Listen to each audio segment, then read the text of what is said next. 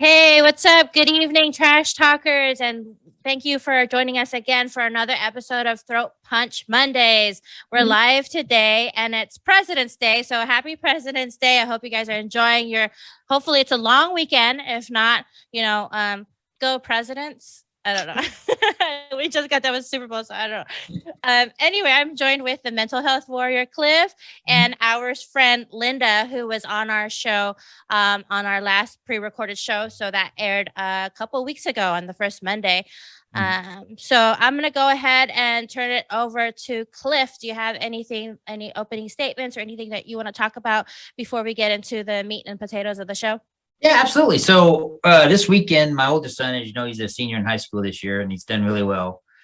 Cliff Jr. has, and we were down at Hampeden Sydney College in Farmville. I don't know if people watching that know about that, but it's the 10th oldest private college in America.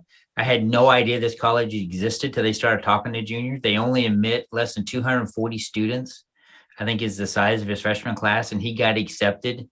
And he decided after visiting the campus this weekend that he does want to go there. So I'm very proud of that. Never in my lifetime had I ever thought one of my kids would go to a college like that, but that pays off from his hard work. You know, he's the one that did the hard work to get in there, and he's very proud about that. And so, this weekend, and it's funny, I got a picture because my wife's in Rhode Island, so Lloyd had to go.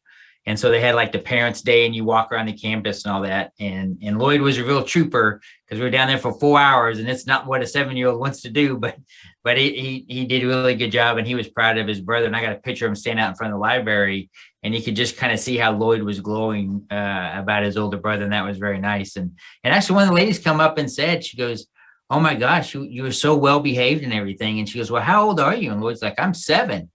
And she's like, "Wow, you did amazing." And she had her older son that was with him that was, going into Hampeden Sydney. And he looked at his mom and she goes, "Hey, Mom, was I like that when I was 7?" She's like, "Oh Lord, no."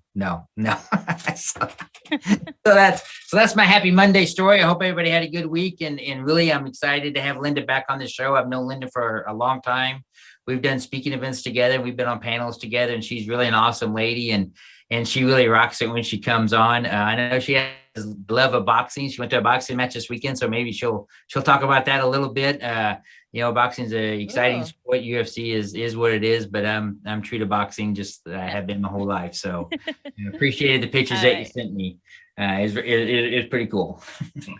Thanks for that, Cliff. And I'm glad you guys had a good weekend. And so before we get to Linda, I know you have a lot to say, as we're so excited to have you on. I just want to point out the fact that it is Black History Month. So happy Black History Month to everyone out there. I do want to share a story that was highlighted on our Throat Punch Monday page. I want to talk about our hairstyles in the military, right? We were talking about this before we started recording.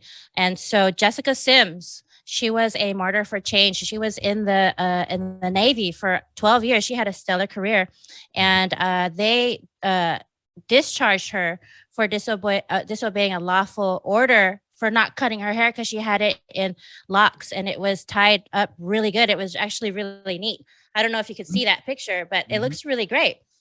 So her case sparked the beginning of change that resulted in updated, relaxed policies for women of color in the United States Navy. So thank you, Jessica Sims, and thank you for being part of Black history and making changes for our military. Well, it's just like what we were saying before we started recording, that, it's amazing that she did that, and that it's a shame it cost her career. Right.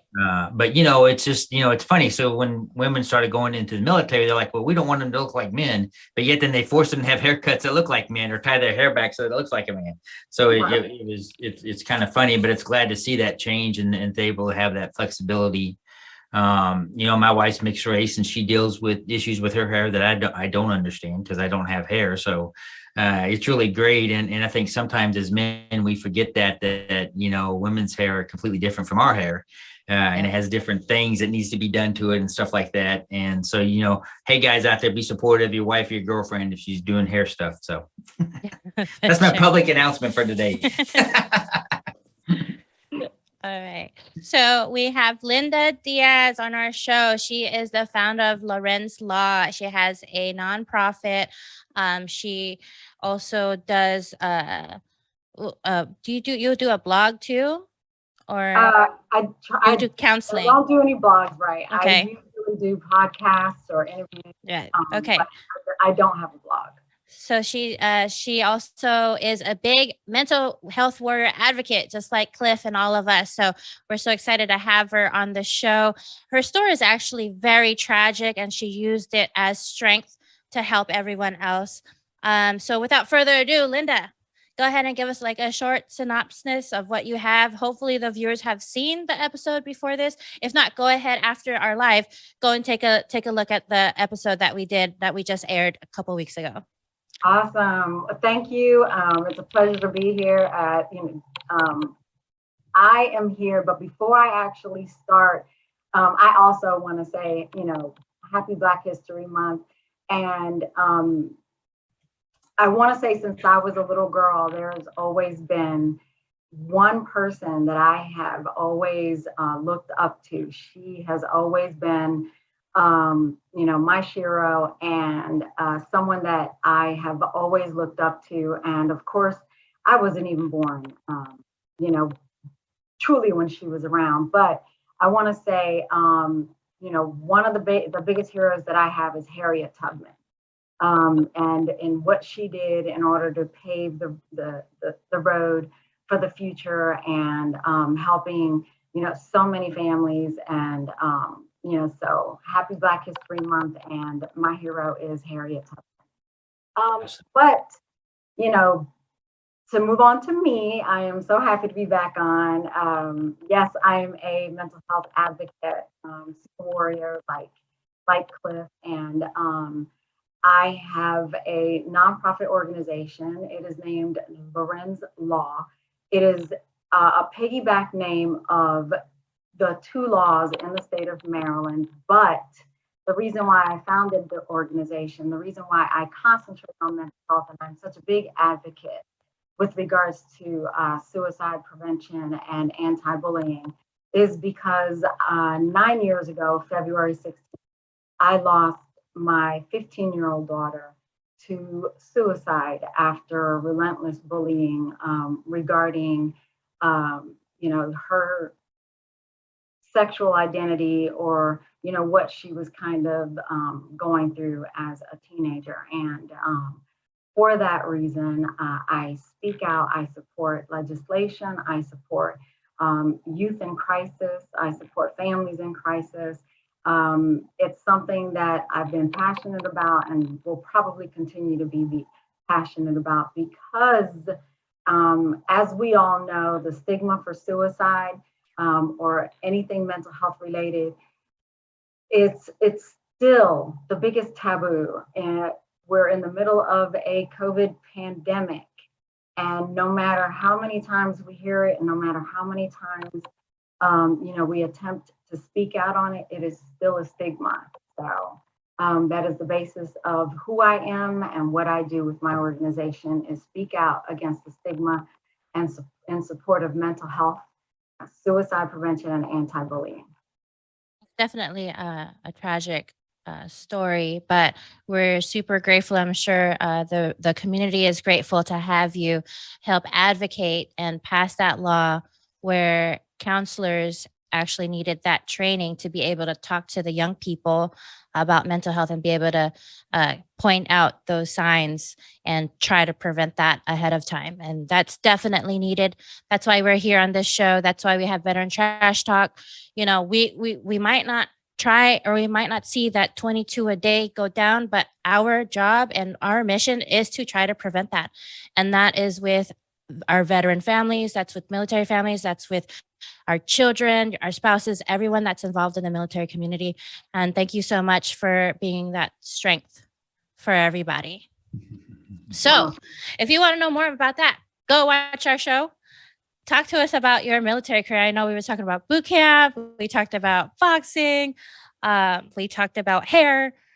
Yeah, I mean, now that you're on the subject of hair, and Jessica, the amazing work that she did in order to be able to help. Yeah, hair was a big thing. I mean, you're talking about, let's go back years.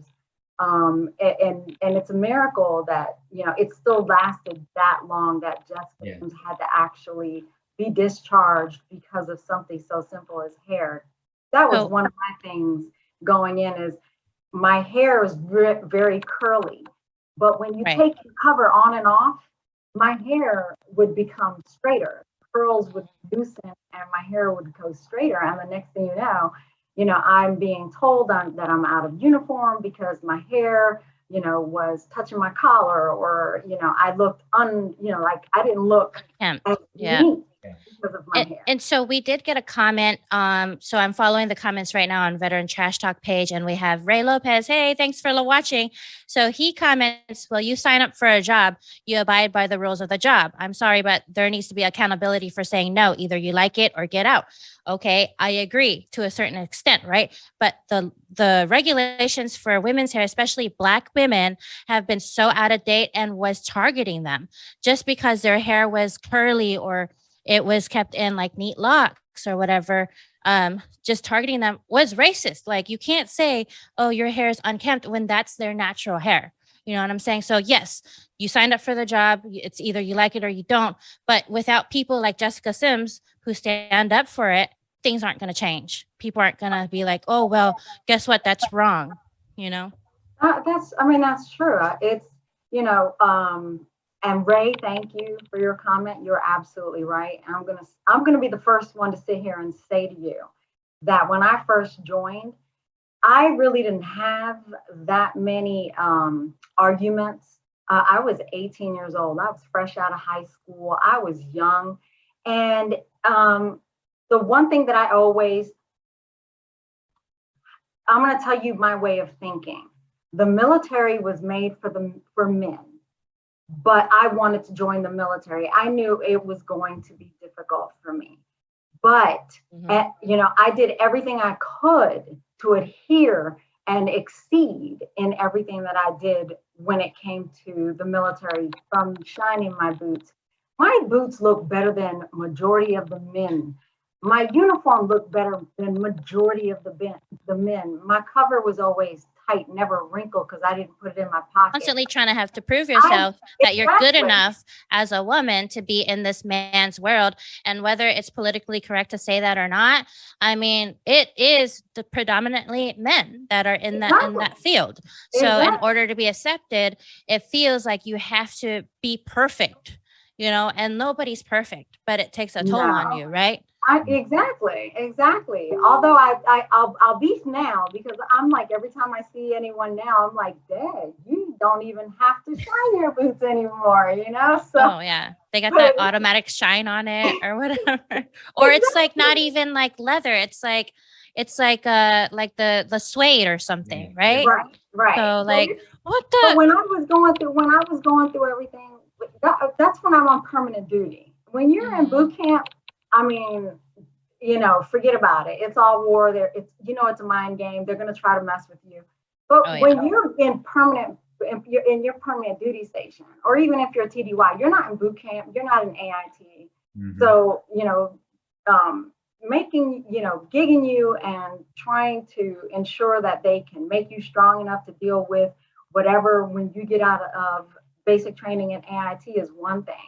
When you're in your permanent duty station and you adhere to everything, and you have a few strands of hair because you're a female, and my hair was already short. I had already cut my hair pretty short. But again, I had a few little strands. That was going above and beyond, you know, to sit here and, you know, gig me on my hair. I even had this one captain. It's a good thing I can't remember his name. When I was at Fort Hood, he would purposely say my name to make me turn around and salute him all the time. You know, so it wasn't fun. Trust me, to this very day, I tell everyone that I am, you know, I will never, ever regret going into the military. The military was able to provide me what I did not have, which was discipline. How to discipline my mind, how to be able to structure myself in a way that I am able to carry myself and survive, because Lord knows I have survived multiple individuals trying to kill me. And not only that, being away from my kids, And that's not surviving. even an exaggeration, because what years did you join? Just to give us a time frame of how different the world was. And I'm not trying to 1986. date you, and I'm not trying to be rude, but what years were they? I'm good. You know me. No, I went in 1986. Okay, so 1986, ladies and gentlemen.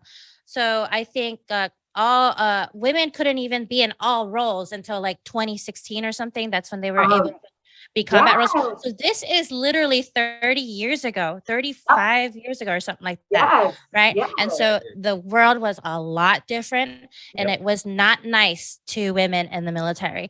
And that's what I'm looking at the time. I'm like, oh my gosh, like time is almost up. And Linda, there's so many things we need to talk about because of your experience in the 80s and like how it's changed and all this, the trauma that you've been through. I mean, you are a warrior. So let's go ahead and switch the subjects up and tell us, what do you do for fun to get your mind off of the tough times? Because I know these past 2 months and the holidays are so tough for you. It's so tough for a lot of people, you know, because you're missing a great big part of yourself. So I know you're into boxing. Cliff said you went to a boxing match, and you're into, is it Muay Thai or Krav Maga? It does Krav Maga, Muay Thai, Brazilian Jiu-Jitsu. I love boxing. I love fighting. So it doesn't matter if it's MMA or actual just old school boxing. But I ride my motorcycle for fun. I do a lot of things in order to be able to, you know, I need to create a safe space for my mind to go to in order to relax. Right. You know, I mean, and that's what people need to hear. Like, what do you do in order to relax? How do you create that safe space for yourself? Oh my gosh. Right. So in other words, it's an excellent work and life balance. So I make sure that my job is at a place Monday through Friday when I'm working. I do my hours, I do what I need to do. And then after that, because when you're a mother who's lost a child to suicide, the one thing that you're constantly doing is you're constantly going back. And it's not to say I'm not depressed. I do get sad. I live with my sadness. That's my new normal. But it's an everyday pull to think about what my daughter that's not here, you know, would be doing, or what I could be doing, or what we could be talking about.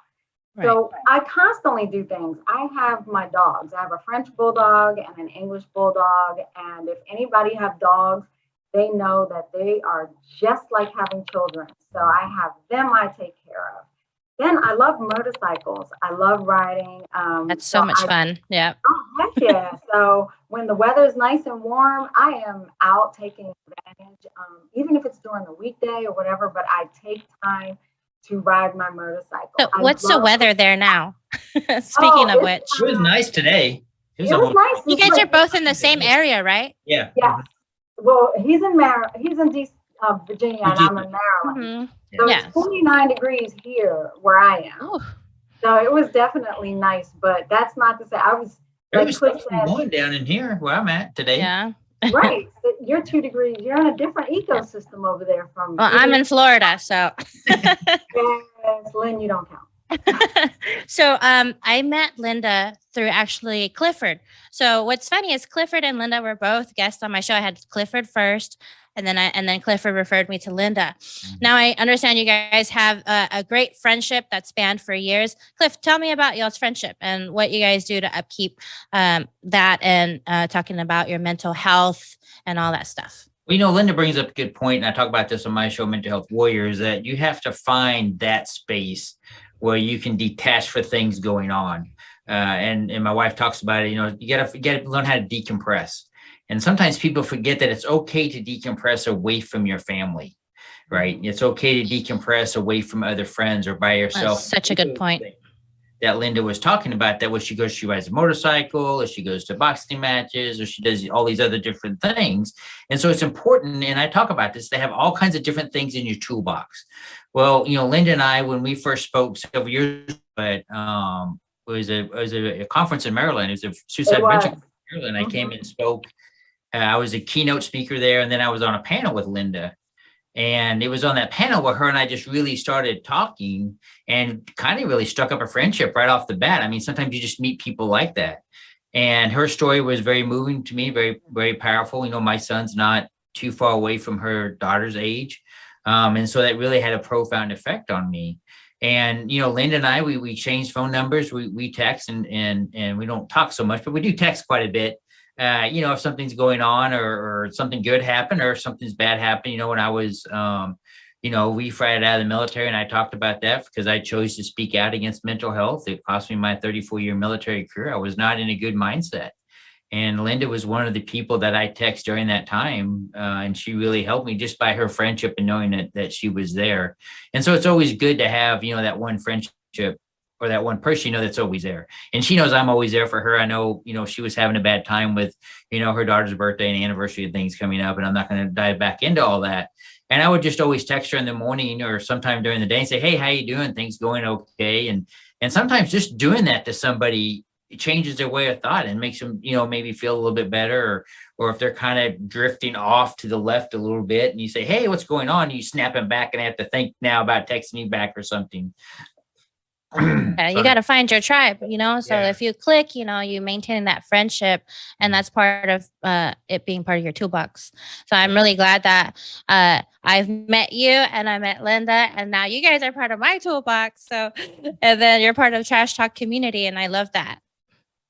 Yeah, you know, it's funny because, you know, sometimes, you know, Lynn, I know you're very busy and I'll text you, and I know you just got a new pool table and you're posting on Facebook about that, what a great fun that was. And so, you know, it's really fun, but it's great to not only have Throat Punch Mondays back, because I think it was an important show and I'm honored to be a part of it. But also gives a voice to women and to go out there and talk about things that went on in the military. Now, I joined in 1987. And I will tell you that Linda's experience, you know, as a young enlisted, you know, being in the military and see how women were treated differently back then, it was completely different. And so those things just need to change over time, and they have. But, you know, anything in the military doesn't change quickly. You know, it changes very slowly. So it's just something it's just a bureaucracy, right? Weber talked about the iron cage of bureaucracy, and you just have to fight through it. And thankfully that one lady was able to fight through and get hair changes. Women can join different, you know, areas of the military now. Before, when I was in, they couldn't join, or when they couldn't join. So it's just really great. It's a slow progress, but also not only is it regulations change, but you have to change the way that the older generation of men were thinking and being in the service, right? And that takes a generation. They say that always takes a generation to do that. And so you have those men that can cross over. It didn't bother me one way or the other. If you're a soldier, whether you're male or female, you're a soldier, period. Doesn't matter. You know, I was a warrant officer for, you know, I did 34 years. So, but some men have a problem with that, right? And they can't let their old way of thinking let go because it's culturally ingrained into them. And so you got to work your way through that, and that takes time and progress. It does.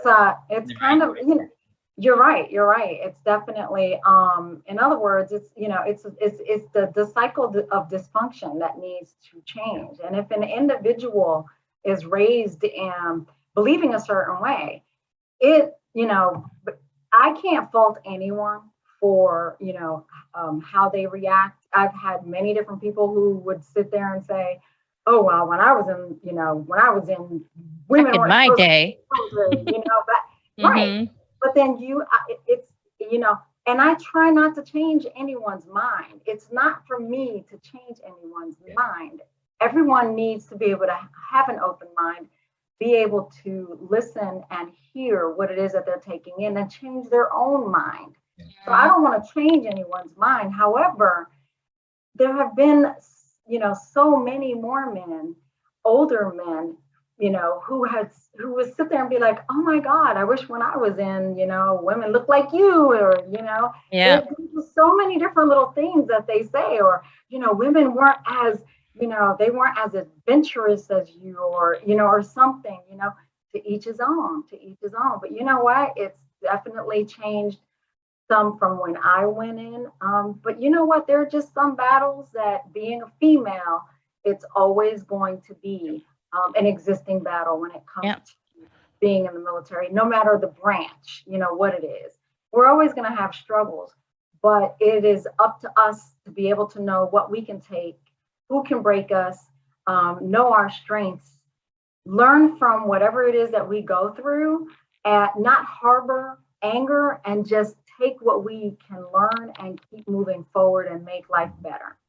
And that's a powerful statement, especially like what you've been through, Linda. I know we've talked about it briefly. You've gone through some trials and tribulations of being a woman back in those days. And I'm not trying to say that you're old, but back in those days was very different. And you went through a lot of stuff, and I wish we could dive into that. I mean, like, you got demoted and then promoted and then like held back and then told no several times because you're a woman. You can't do this, you can't do that. And you just pushed through it and you still did what you had to do. You know what I mean? So it just goes to show the strength and the resiliency that that we have to have as women in the military. And I'm not saying that like all women or all men are bad. You know, it's not everyone, of course, but you just have to have that mindset going into the field that we're in, you know? Absolutely. Absolutely. We just have to, the only thing that I can say and advise, there's so many young ladies that are going in, and sometimes they're actually deterred from going in. I actually support a military career, especially for not just young, men, but young women. I mean, you can learn a lot. You can travel. You can meet new people. You can, I mean, if you like Star Trek, come on, I mean, there's a journey and a discovery out there for you to find. And you don't learn anything like that unless you're a part of an organization. And the military is one of the largest organizations in the world that has, existed. So, I mean, what can we do? Let's get better. That's it. I've always heard that I know when somebody told me, okay, so we always did it this one way. We did it this one way, or it used to be this way all the time and it worked just fine. Okay, if there's a better way to do it that gives all inclusivity to everybody or makes everything just a better change, why not? Why not give it a chance, So you can't always go into that mindset, well, this is how we do it. It's just one track mind because sometimes there's better ways to do things. So I think it's great to have an open mind, and especially being part of a big organization, Oh, I agree. I mean, and the one thing that I do want to say is that I want to point out when it comes to, our military personnel, doesn't matter male or female, is that, we have to always keep our kids in mind, because the one thing that that our other halves may experience as far as being deployed and, leaving our other half or our spouse is, these children are going through a lot of stress. And, if the military can even hear anything that I have to say is, be a little bit more cognizant of the fact that you have women in the military who also have children and are being deployed out. So they also not only have to deal with whatever battle they may have because they're a female, they also have the mental battle of ensuring their kids are okay when they're being deployed out. So there's a lot to take in when you're a female in the military. There's something I want to point out about that with parents in general, male and female in the military, and with leave. So I think back then paternity leave was only like 7 days or something. Yes. Well, they just upped it to 21, which is a huge congrats. What I don't like is that they call them secondary parent or secondary guardian, because you have to have, I mean, each parent should have an equal role in their child. In a perfect world, each parent would have an equal role and each parent would be primary. Like, why does the male have to be secondary? You know what I mean? But I'm glad that the military has taken steps into the right direction where they are giving males that paternity leave now, because it's much needed for sure. Oh, but definitely. I mean, because I know when I was in, there were some amazing guys who were, they were awesome, and they were ecstatic to have a new life. And sometimes if they were deployed, they'd be just as depressed being away from their newborn or their newborn child. They didn't get to be there. They missed that birth. They missed those birthdays. I mean, everyone suffers, when it comes to that. And, I really want to say, like, Cliff is an amazing dad, and he's always there for his kids. Both he and his wife have an amazing, relationship when it comes to taking care of the kids. But ultimately, you don't have a lot of dads like Cliff that are there every day, day in, day out. They listen, they hear everything just as much as the mother would, So there are a lot of amazing souls out there when it comes to, males and, being attentive as a father. So, I mean, let's just support our youth, and, they are the future. They are our tomorrow. And what better way to do that than to provide a united front, male, female, active, inactive, veteran. It doesn't matter. Let's come together. Let's, we all have exciting adventures that we can discuss as far as our journeys in the military. But the most important thing that we can do is learn from what we went through and make sure that, like I said, look for a better future, look for a better tomorrow. Let's not try to dwell on the past, because that's anger. You can't live on anger. Anger, it disrupts your digestive system. It increases migraines. You can lose hair. There's so much that the body goes through. Let's learn from yesterday and make a better tomorrow. Right. Take care of yourselves. And then do not make the kids an afterthought. I know that the job comes first, but kids are important, super important. And that's why we have you here today, Linda. Cliff, do you have any closing notes for us? I want to, piggyback, Lynn, you're separated from your husband. I'm separated from my wife now. I'm mom and dad. And geographically, not like on paper. Yeah, geographically. Right. Just for the viewers, so they know my it's not stationed in Rhode Island. separation. I don't right. know. Your husband's in Norfolk? Is he Norfolk. Mm-hmm. Yeah, Norfolk. So, it's tough, right? And so, yeah, I'm a big kids guy. The house is always fun at my house. If he wants to go downstairs and play on the bouncy house at 9:00 at night, I don't care. Or we can play together on the PS4 and do whatever after his schoolwork's done. But, as much as dad is fun, dad isn't mom. Mm-hmm. Right. Mm-hmm. And so Lloyd, my 7-year-old, he is good during the day. But when it's nighttime, it's time for him, to go to bed. He wants mom and not dad. Mm-hmm. Right. And so he calls her on the phone and he talks to her, and then I have to deal with his emotions. After he hit the phone. And some days it's good and some days it's not so good. And so I allow them to lay there and let him express those. And then if he's really upset, I allow him to call her again. And there's been times where he's had to do that, just to kind of, calm him down and change his way of thinking a little bit. So then he can go ahead and get rest. Now she's a year into it now. And early on that was really bad. But even still, nowadays she still has, those nights just a little bit rough. And so, I have to be a little bit more, kinder in letting him, maybe sleep in my bed that night with me and not just stay in his bed if he's really upset, or just kind of adjust those things, to make his life a little bit easier as a 7-year-old, because they can be just as stressed out as a 30-year-old person, in their way of the mind and how they think. And I think sometimes parents forget that kids think differently and kids can be stressed. They have that separation anxiety still. Absolutely. And you have to learn how to work through that with your child in a ways that it's at their level and that they can understand, and I know that although my 18-year-old won't admit to it, he does miss her, and he misses her being around, but he's 18. He's not going to admit that. But I mean, right. But it's because he's older that he's able to be able to kind of adjust a little bit more. And you know what, Cliff, if I can touch on that, the good thing that you're doing is what our viewers need to understand is there is a myth that everyone says, and if I think I've heard it at least 2,000 or 3,000 times, is the myth is that kids are resilient. Kids are not that resilient. And using Lloyd, Lloyd misses mom, but he has a great dad. But he misses his mom.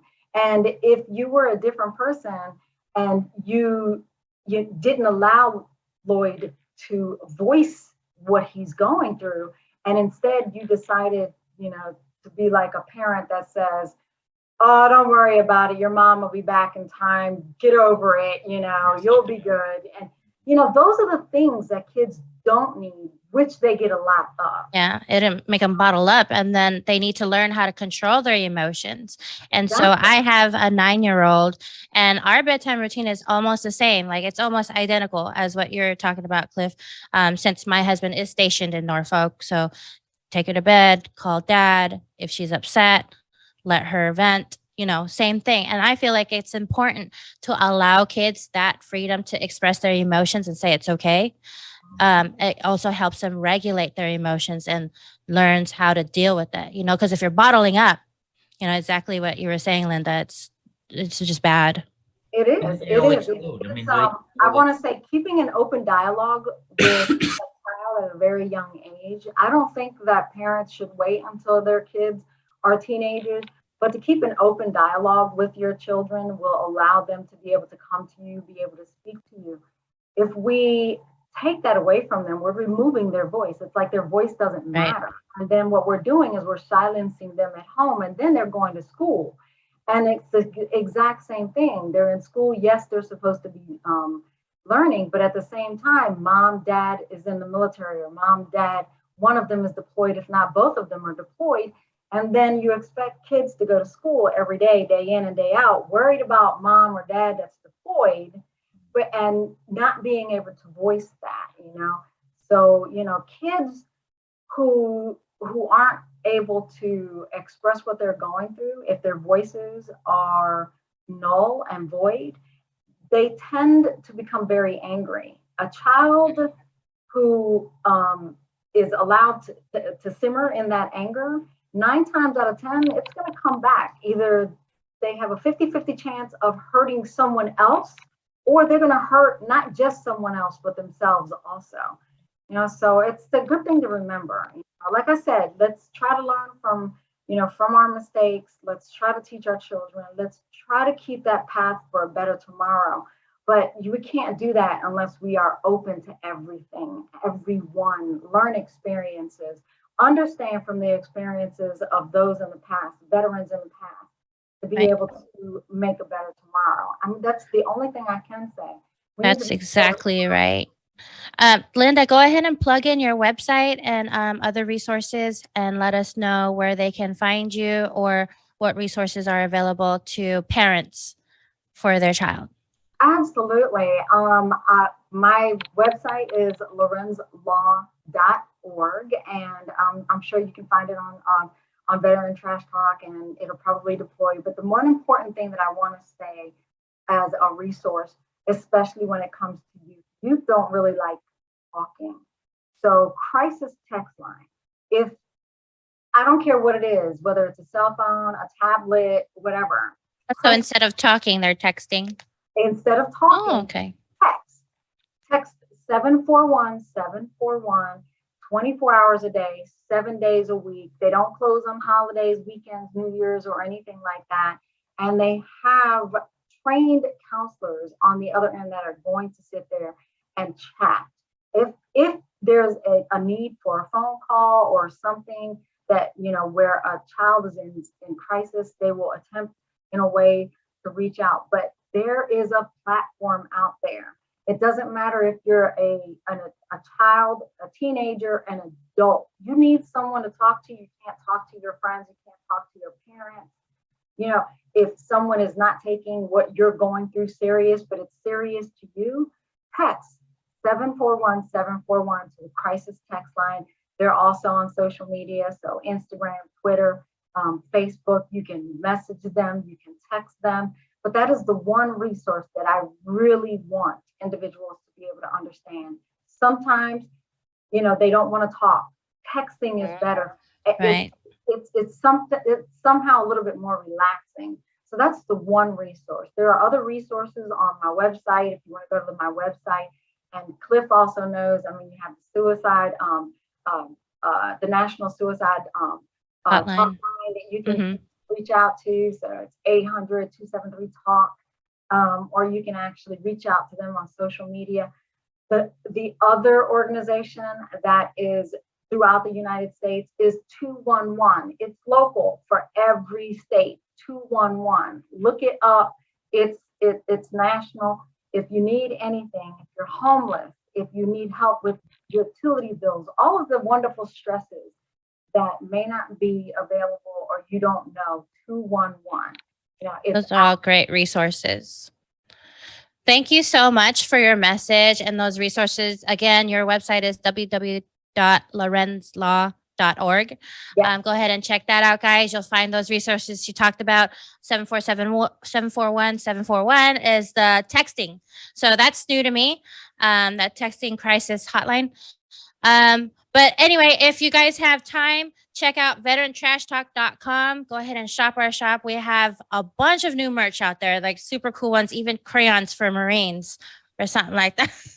I just looked at the shop the other day and there's so much new merch there. Check it out, guys. You can check out all our podcasts out there also. That's available to you. Thanks so much for joining us. Linda, thank you so much for being on the show. You have so much more to talk about. If you haven't seen our episode, check it out. It's on YouTube, Spotify, wherever you get your podcasts. Check that out, guys. Thank you so much. Happy President's Day. Happy Black History Month. Thanks for joining us on this Throat Punch Monday. We'll see you guys again next time. Bye, guys. Awesome. Bye. Aloha.